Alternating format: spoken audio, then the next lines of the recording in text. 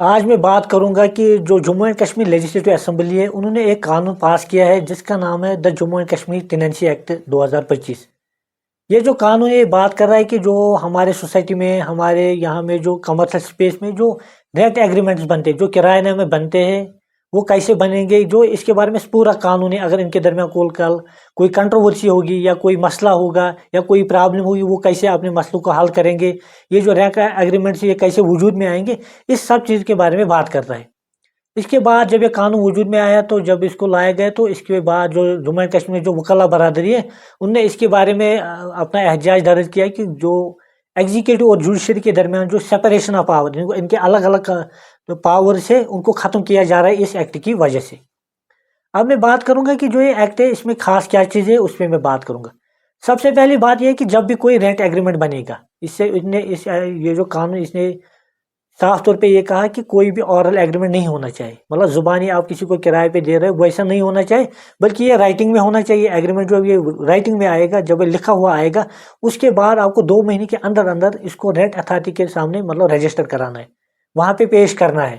یہ جو rent authority یہ ایک آفیسر بنے گا جس کی رینک کم سے کم ڈپٹی کلیکٹر رینک کا بندہ ہوگا، اس کے پاس آپ کو یہ جتنے بھی رینٹ ایگریمنٹس ہیں وہاں پہ ایک طرح کے درج کرانے ہوں گے۔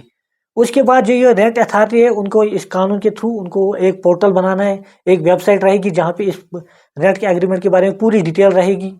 اور جس کا یہ رینٹ ایگریمنٹ ہوگا ان کو ایک طرح کے یونیک آئیڈینٹیفیکیشن نمبر، ان کو ایک نمبر ملے گا اسی رینٹ اتھارٹی کے تھرو سے۔ جو دوسری بات وہ ہے کہ جو عام طور پہ سیکیورٹی کے بارے میں، جب آپ کوئی سپیس کو کرائے پہ لیتے ہو، آپ دکان پہ لے لو، آپ دکان کو لے لو، آپ مکان کو لے لو، آپ کسی کور کمرشل سپیس کو لے لو، اس میں یہ کہا کہ جو سیکیورٹی اماؤنٹ ہوگا، کہتے ہیں نا کہ وہ آپ سیکیورٹی دے دو تب جا کے میں آپ کو یہ مکان کرائے پہ دوں۔ اس میں یہ کہا گیا کہ اگر ریزیڈینشل پرپز کے لیے کسی نے کسی چیز کو کرائے پہ لیا ہو، کسی نے مثال کے طور پر کمرے کو کرائے پہ لیا ہو، اس کو 2 مہینے زیادہ سے زیادہ 2 مہینے کی ایڈوانس سیکیورٹی لی جا سکتی ہے۔ اگر اس کے مہینے کے 4,000 8,000 کچھ کرایہ ہوگا، اس کا ڈبل کر کے اتنا ہی اس سے سیکیورٹی اماؤنٹ لیا جا سکتا ہے۔ اس طرح اب اگر کسی کا یہ کمرشل سپیس ہے، کوئی اپنا کمپلیکس دے رہا ہے، کوئی اپنا دکان دے رہا ہے، تو اس صورت میں ہو سکتا ہے اس کو جو 6 مہینے کی جو اس میں کرایہ لگے گا اتنا وہ اس کو سیکیورٹی ایز اے ڈپازٹ لیا جائے گا۔ جو اس میں اور ایک خاص بات یہ کہے گی کہ وہ سب ٹیننسی کے بارے میں، مثال کے طور پہ ایک نے کرائے پہ لیا کسی مکان کو، دکان کو، اب وہ کسی تیسرے کو نہیں کرائے پہ دے سکتا ہے، تب تک نہیں دے سکتا ہے۔ اس میں یہ کمپلسری کرایا گیا کہ اس کو یہ کرنا ہے کہ اور ایک ایڈیشنل ایگریمنٹ وجود میں آ جائے گا، اس میں یہ چیزیں رہی کس کو ہم نے سب لیٹ کیا، کس دوسرے انسان کو کرائے پہ دیا گیا، اور اس کو بھی آپ کو جو رینٹ اتھارٹی ہے اس کے سامنے پیش کرنا پڑے گا۔ اب اگر مثال کے طور پر اب آپ کسی کو کبھی مسئلے ایسے بھی آ جاتے ہیں کہ آپ جس نے آپ کا یہ مکان کرائے پہ لیا ہو، آپ کی دکان کرائے پہ لی ہو، اس کے ایگریمنٹ کے حساب سے وہ 5 سال تک ہی رکھ سکتا تھا۔ آپ 5 سال کے بعد اس کو کیسے نکالو گے، یہی قانون وہ اس کے بارے میں بات کر رہا ہے۔ نوٹس کیسے دینی ہے، اس کو کیسے نکالنا ہے، اس کے بارے میں بات کر رہا ہے۔ اب کوئی ایسے کہ 5 سال کا ایگریمنٹ مگر وہ پہلے کچھ ایسی حرکتیں وہاں پہ کر رہا ہے، مثال کے طور پر اس نے مکان کرائے پہ دیا اور وہ اس کو نقصان پہنچا رہا ہے، جو وہاں پہ کرایہ دار ہے اس کو نقصان پہنچا رہا ہے، اس صورت میں آپ اس کو بھی وہاں سے نکال سکتے ہو پہلے بھی۔ یا کوئی امورل ایکٹیویٹی کر رہا ہے یا انلیگل کوئی کام کر رہا ہے یا کسی ریپیئر کرانے ہو، اس صورت میں بھی اس کو آپ وہاں سے نکال سکتے ہو، اس کو وہاں سے باہر کر سکتے ہو۔ اس کے بارے میں بھی یہ قانون بات کرتا ہے۔ اس کے بعد جو خاص چیزیں لائی گئی جس پہ کنٹروورسی بھی چل رہی ہے، میں نے کہا کہ سب سے پہلے رینٹ اتھارٹی، کسی کا کوئی مسئلہ ہے، کرائے کے بارے میں مسئلہ ہے، یا وہ جو رینٹل سپیس ہے، جو کرائے پہ جگہ دی گئی ہے، جو مکان دیا گیا وہاں پہ اس کا وہ غلط استعمال کر رہا ہے، اتنے بھی مسئلے ہو یا کرائے ان کے درمیان مطلب وہ ڈیسائیڈ نہیں ہو رہا ہے، اس سب مسئلوں کو آپ رینٹ اتھارٹی کے سامنے پیش کر سکتے ہو، وہاں پہ اپنے مسئلے کا حل لے سکتے ہو۔ اب ہوتا یہ ہے کہ اب اگر رینٹ اتھارٹی نے آپ کے مسئلے آپ سیٹسفائی نہیں ہو،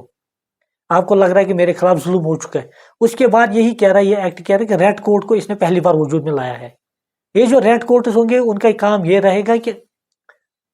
اس کا جو آفیسر ہوگا وہ ایڈیشنل ڈپٹی میجسٹریٹ کے رینک کا ہوگا، وہ یہ چیزیں سنے گا، اور اس کو بھی کورٹ ہی، اس کو بھی مطلب گورنمنٹ کا جو ڈپٹی کمشنر ہوگا، جو ڈسٹرکٹ میجسٹریٹ ہوگا، اس کے ساتھ بات کرنے کے بعد ہی وہ رینٹ کورٹ کو وجود میں لایا جائے، جو اس کو مطلب جو ہیڈ کرے گا، جو اس کا پریسائڈنگ آفیسر رہے گا۔ اسی ایکٹ نے اور ایک بات کہی، وہ ہے رینٹ ٹریبونلز کے بارے میں بات کی ہے۔ یہ جو رینٹ ٹریبونلز ہوگا، جو اس کا مطلب جو پریسائڈنگ آفیسر ہوگا وہ کم سے کم جو ڈسٹرکٹ جج یا جو ایڈیشنل ڈسٹرکٹ جج کے رینک کا جو मतलब जज साहब रहते हो, जो उस तरह के जो अफसर होंगे वही वो उसके एज ए ट्रिब्यूनल के हेड रहेंगे, और वो इनके जो रेड कोर्ट से वहाँ की अपीलें वहाँ पे आप ले सकते हो। अब जो है 2012 का जो कानून था वो ये कह रहा था कि